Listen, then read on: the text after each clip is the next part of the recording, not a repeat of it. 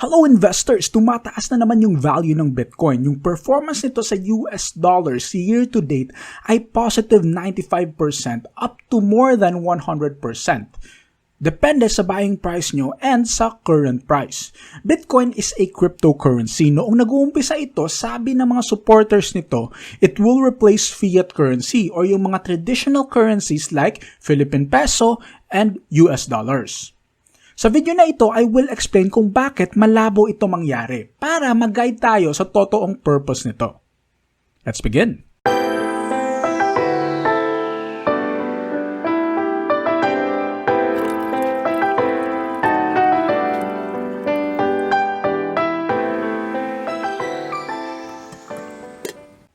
Ang Bitcoin ang pinaka-unang cryptocurrency. Katulad ng mga sumunod sa kanya ng mga cryptos, gumagamit ito ng blockchain technology. Marami ng mga ibang videos ang nag-explain kung ano yung blockchain and cryptocurrency. Pero para ma-explain, isipin mo na lang na ang blockchain ay parang malaking ledger or listahan ng information. In the case of Bitcoin, ang listed information ay transaction details. Nandito nakalagay yung sender, receiver ng Bitcoin, and mga security features nito. Tinatawag itong blockchain dahil naka-arrange sa digital blocks ang mga data dito. Right now, impossible na masira ang blockchain ng Bitcoin dahil may copy nito ang lahat ng participants. By participants, I mean yung nodes. Ito yung mga computer servers kung saan nakastore yung copies ng blockchain. Merong over 10,000 independently run nodes ang Bitcoin. Once recorded ang isang transaction sa blockchain, na-update rin yung copy ng lahat ng nodes in the network. At lahat ng nodes sa blockchain ay nagko-communicate din sa isa't isa. Kung medyo komplikado yun, di mo kailangan isipin o intindihin yun. Ang point lang is, imposible matamper o madaya yung blockchain ng Bitcoin. Dahil dito, ginawa ito para itangkang palitan yung fiat currency, katulad ng US dollar at Philippine peso. Yan yung intended purpose ng Bitcoin. At siya yung pinaka-una sa listahan ng cryptocurrencies. Now let me explain kung bakit hindi ito magiging replacement ng traditional na pera. To start, in theory, pwede mo itong gamitin para bumili ng products and services as long as tumatanggap ng Bitcoin ang seller mo. For example, pwede ka bumili ng Tesla na kotse gamit ang Bitcoin. Pero the thing is, hindi masyado marami yung gumagawa nito. People choose not to use it to purchase products and services. At meron akong dalawang reasons kung bakit nangyayari ito. Yung una is because Bitcoin is highly volatile.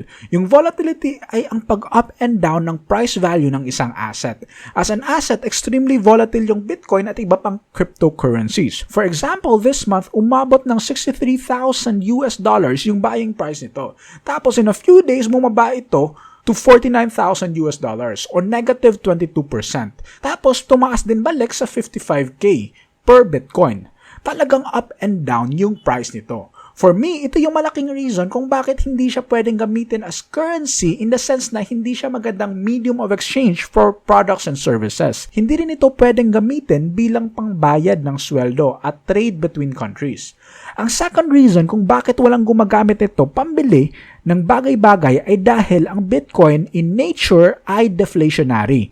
Ibig sabihin nito ay tataas lang ng tataas yung value nito in the future dahil fixed lang yung total number of Bitcoin na malidikha. In total, magkakaroon lang ng 21 million Bitcoins mined. Nalilikha ito sa pamamagitan ng mining. Ang mining ay ang process ng pag-validate ng transaction blocks ng blockchain. Dahil limited lang ang number ng Bitcoins at inflationary yung karamihan ng fiat currencies sa mundo, meaning tataas lang ng tataas yung value ng Bitcoin habang may interesado na mag-buy and sell nito. Kung gagamitin natin yung law of supply and demand, let's say na ang demand ng Bitcoin ay tumataas tapos hindi na dadagdagan yung supply nito dahil higher yung demand at limited yung supply, mas willing yung mga tao na bumili at a higher price.